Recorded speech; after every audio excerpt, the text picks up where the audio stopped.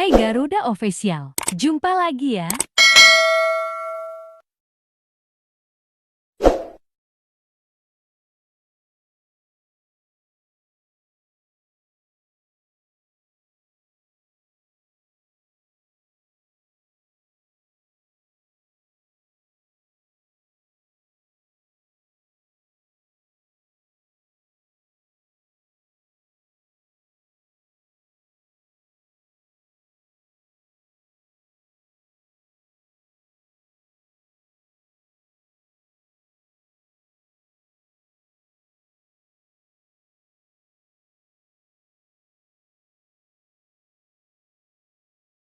Dua hari berlalu, akhirnya gelaran event internasional yang makan waktu persiapan berbulan-bulan ini usai juga. Jangan bilang ini cuma buang-buang anggaran ya.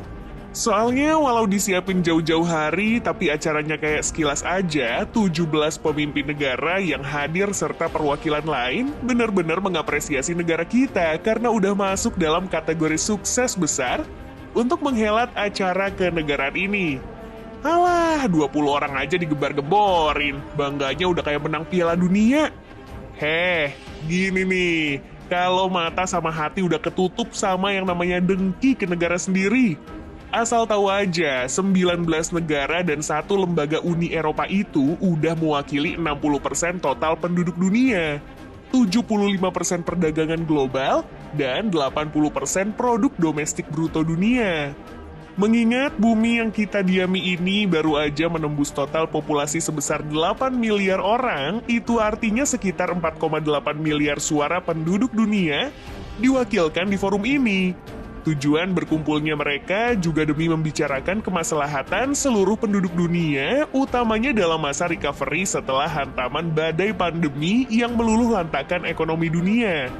Saking pentingnya, yang datang ke Nusa Dua Bali yang menjadi venue perhelatan G20 ini, masing-masing merupakan pimpinan dari negara-negara anggota.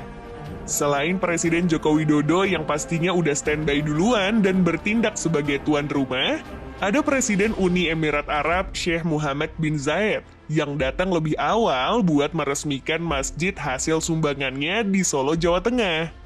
Kemudian disusul oleh Presiden Cina Xi Jinping dan Presiden Amerika Serikat Joe Biden.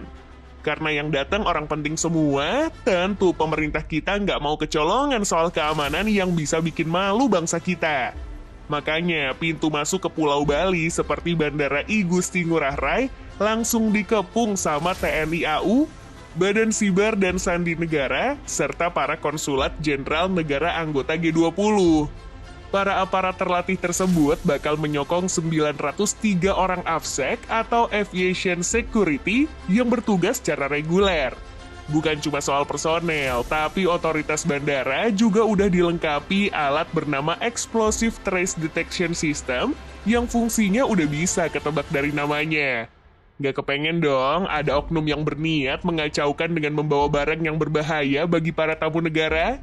Nah, setibanya di sini, para pemimpin negara beserta pendampingnya nggak serta-merta dilepas begitu aja. Pemerintah Indonesia udah nyiapin 800 unit lebih mobil listrik yang siap menjadi armada para tamu kehormatan selama berada di Bali. Mobil-mobil itu datang dari berbagai manufaktur terdepan di tanah air.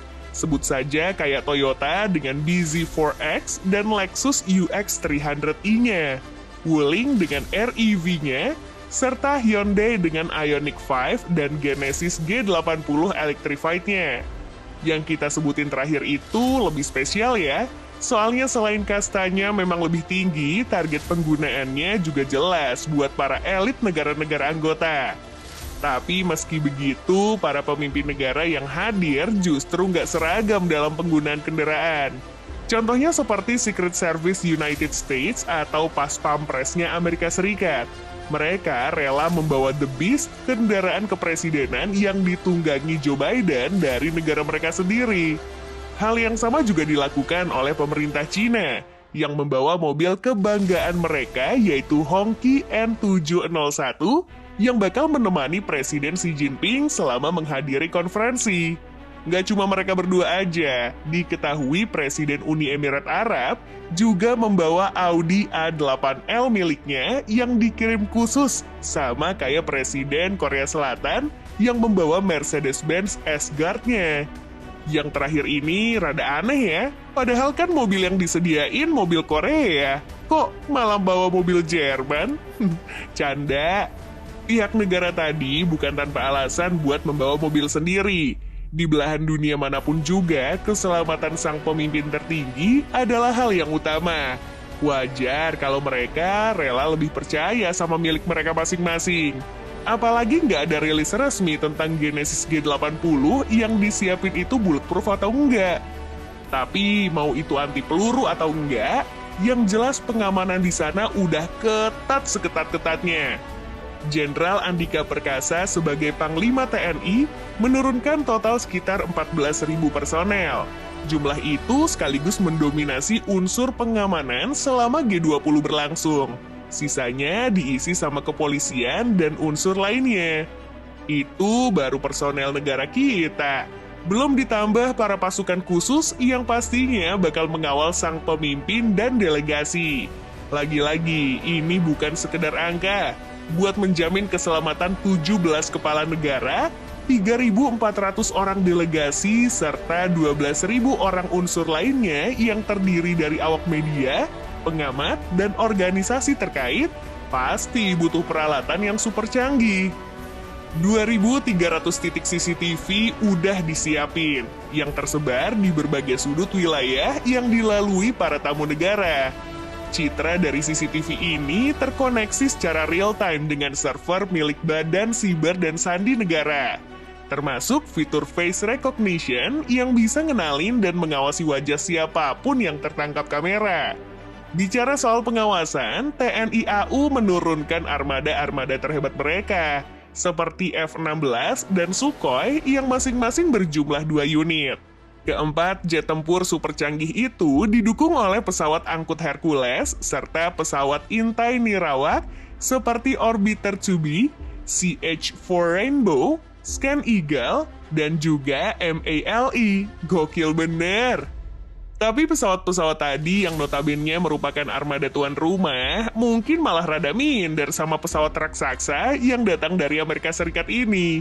Iya, Secret Service menerbangkan pesawat militer angkut Boeing C-17 Globemaster III yang datang khusus untuk membawa sederet perlengkapan canggih yang saking rahasianya, spesifikasinya nggak dibuka ke publik. Yang jelas, salah satu diantaranya adalah The Beast tadi, si mobil kepresidenan. Itu baru ngomongin soal Amerika. Negara adidaya lain seperti Cina dan Arab Saudi juga mendaratkan pesawat yang khusus membawa peralatan-peralatan canggih seperti untuk alat komunikasi dan tentunya persenjataan. Bedanya, kedua pesawat yang udah mendarat di landasan pacu Pulau Bali sejak jauh-jauh hari itu bertipe komersil. Tapi sebagai negara kepulauan, mengingat Bali sendiri merupakan pulau tunggal yang dikelilingi perairan, TNI Angkatan Laut juga bersiaga dengan menurunkan 14 KRI di berbagai titik demi menjaga stabilitas di wilayah laut. Apalagi di darat, yang notabene merupakan wilayah paling vital. TNI Angkatan Udara udah nyiapin Panzer Anoa, gak cuma di kawasan perkotaan, tapi wilayah yang jauh dari Hotel Apurva sebagai venue acara ini sekalipun juga disterilkan. Bukan hal yang mengherankan kalau negara kita sampai mengeluarkan budget yang sama sekali bisa dibilang murah untuk gelaran acara yang cuma 2 hari. Sebanyak 674 miliar rupiah harus keluar dari kocek kas negara demi menyukseskan acara yang tahun depan bakal diselenggarakan di India ini. Gila sih tapi ya.